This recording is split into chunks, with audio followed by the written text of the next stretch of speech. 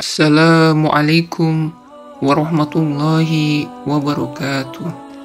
Harus kita ketahui, ternyata bukan hanya pahala saja yang bisa tetap diterima ganjarannya saat seseorang telah tiada. Sama halnya juga dengan dosa yang telah dilakukannya. Selama ini kita hanya tahu bahwa ada beberapa amalan jariah yang pahalanya akan tetap mengalir, tetap dirasakan oleh si pelaku amal walaupun sudah meninggal dunia.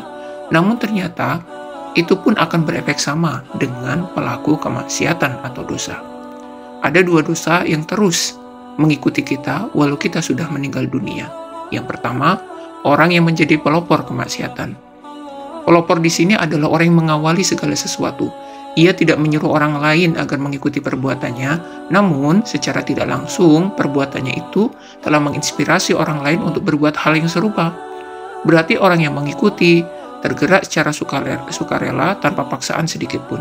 Namun lain soal, kalau seseorang itu menjadi pelopor amal yang buruk, berarti ia justru menginspirasi orang lain untuk berbuat maksiat serupa dengan dirinya.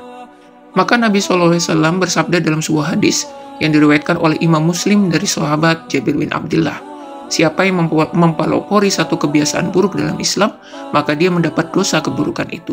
Dan dosa setiap orang yang melakukan keburukan itu karena ulahnya tanpa dikurangi sedikit pun dosa mereka. Hadis riwayat Muslim.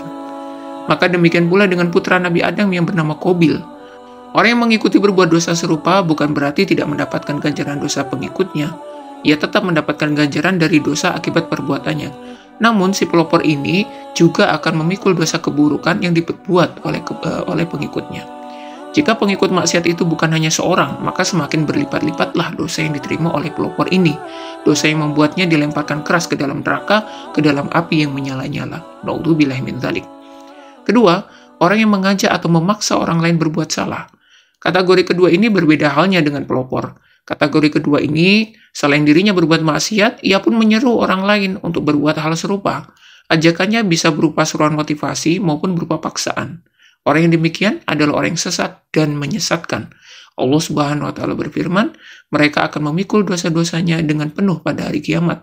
Dan berikut dosa orang-orang yang mereka sesatkan yang tidak mengetahui sedikit pun bahwa mereka disesatkan. Quran Surat An-Nahl ayat 25. Hadis bermakna serupa diterima dari Abu Hurairah radhiyallahu an.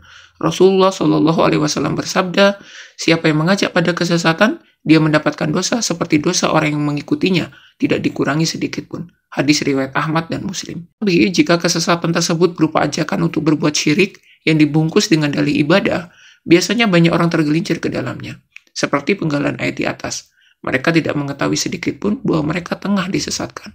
Namun ketidaktahuan ini tidak menyebabkan mereka terbebas dari dosa. Mereka telah bersalah karena menyadari mereka tidak berpengetahuan, namun tidak mau mencari tahu. Mereka telah bersalah karena telah mempercayakan segala praktek ritual peribadahan pada orang yang dianggap alim. Padahal orang alim yang tidak memurnikan ibadah hanya untuk Allah semata, baik dalam hal zat yang diibadahi maupun tata cara peribadahan, ia sebenarnya adalah penyesat yang menyesatkan. Demikianlah, semoga kita mampu menghindari dua dosa besar ini. Wallahu a'lam bishawab. Wassalamualaikum warahmatullahi wabarakatuh.